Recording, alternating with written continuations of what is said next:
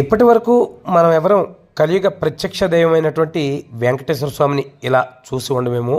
ఎందుకంటే మనకి విజయనగరం జిల్లా బొబ్బిలిలో ఉన్న శ్రీ వైభవ వెంకటేశ్వర స్వామి ఆలయంలో ధనుర్మాసం సందర్భంగా స్వామివారిని హయగ్రీవ అవతారంలో భక్తులకు చూపించారు. ఈ అవతారం చూసిన చాలామంది భక్తులైతే ఆశ్చర్యపోయారు. అసలు హయగ్రీవుడు ఎవరంటే విష్ణుమూర్తి అంశ అని చెప్తారు. హయగ్రీవ స్వామిని చదువుల యొక్క దేవుడిగా కూడా పేర్కొంటారు. దీంతోపాటు బ్రహ్మదేవుడు ఒకసారి వేదాలు మర్చిపోతే మహావిష్ణువు మళ్ళీ హయగ్రీవ రూపంలో వెళ్ళి బ్రహ్మకు చెప్పారని కూడా పురాణాలు చెప్తున్నాయి. అటువంటి హయగ్రీవ స్వామిని పూజిస్తూ విద్యార్థులకు పెన్నులు పుస్తకాలు అందించి అందరికీ కూడా చక్కగా చదువు రావాలని చెప్పారు.